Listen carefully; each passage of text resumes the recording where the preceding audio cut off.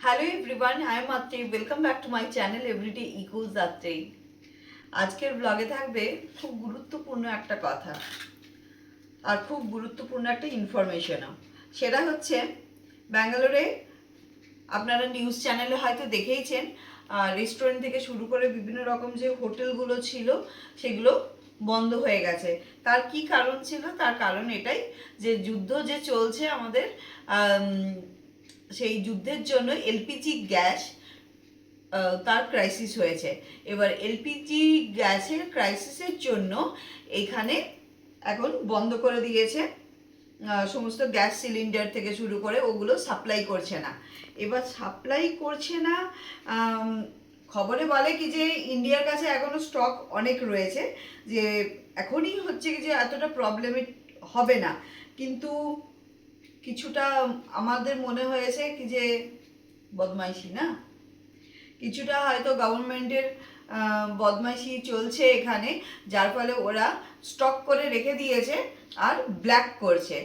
যেমন আজকে আমি একটু বেরিয়েছিলাম এই মোচা কিনতে, কেন কি আমার তো আপনারা জানেন একটা ছোট্টখাট্টো ক্লাউড কিচেন চলে, তো আমার এই সমস্ত জিনিসগুলো কিনতে যাওয়া ছিল। তো আমি গিয়েছি, সেই সময় চা খেতে গেছি, তো সে চা স্ন্যাক্স খেতে গেছি, তো তখন গিয়ে জানতে পারলাম কি যে সমস্ত কিছু বন্ধ। আমি ভেবেছিলাম নিউজ দেখেছি, কিন্তু আমি ভাবতে পারিনি কি যে আজকে নিউজটা দেখছি আর আজকেই বিকেলবেলা এক্সপিরিয়েন্স করব এই সেম জিনিসটার।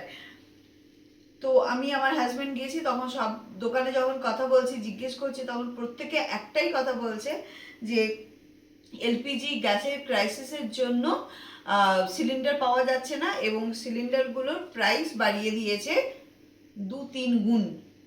মানে আমাদের যেগুলো বাড়িতে যে গ্যাস সিলিন্ডার আমরা ইউজ করি সেগুলোর প্রাইস করেছে 960, 999, প্রায় 150 টাকা মতন বেড়ে গেছে। 150 টাকা বেড়ে গেছে, মানে ওই 999-এর কাছাকাছি, মানে 1000 টাকা ধরে রাখুন। যেটা আমরা 805 টাকা দিতাম। আমি গত মাসে যখন গ্যাস সিলিন্ডার নিয়েছি তখন 805 টাকা, আর যে ডেলিভারি করতে আসে তাকে 20 টাকা হাতে ধরাতে হয়েছিল, ওই 825 টাকা, ঠিক আছে। কিন্তু এখন সেটা বেড়ে হয়েছে 999, মানে 1000 টাকা ধরতে পারে, 950 থেকে 1000 টাকা।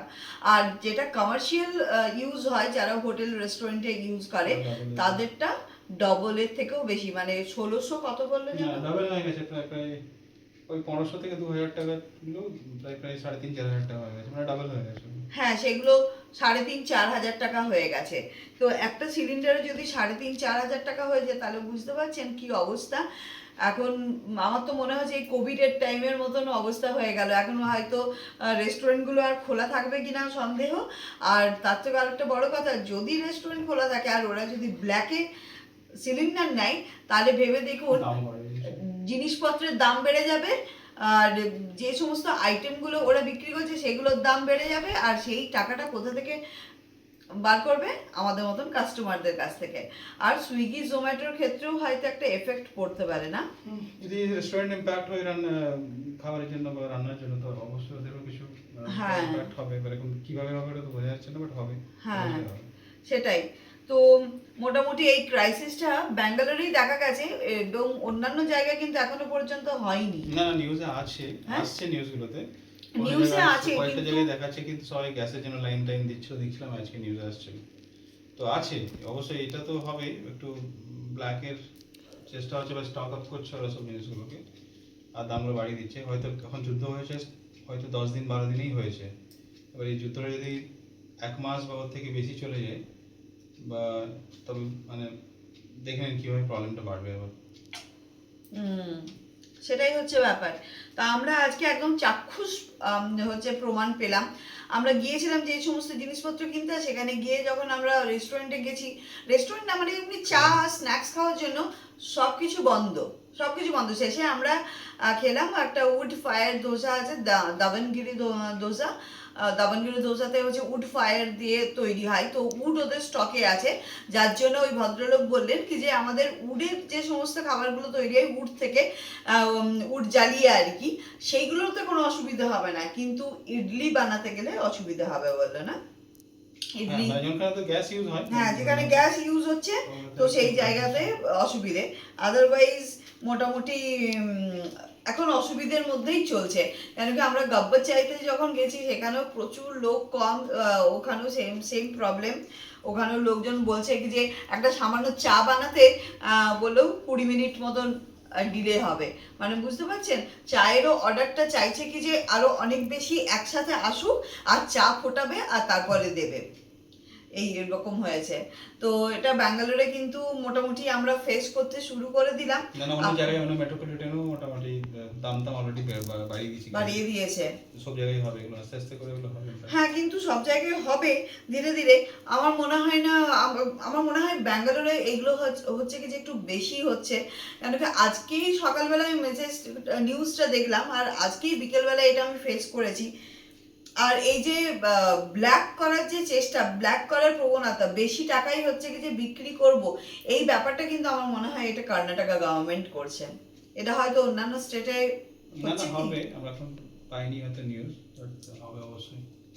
তাহলে যে বলতো নিউজে কি যে এত ইন্ডিয়ার কাছে স্টক আছে, এখন ইন্ডিয়াকে এত ফেস করতে হবে না, হয়তো ইন্ডিয়াকে আরো 1 থেকে 1.5 মাস পরে মানে হয়তো ফেস করতে হতে পারে, ইমিডিয়েটলি করতে পারে। আজকেই সকালবেলা নিউজে দেখছিলাম।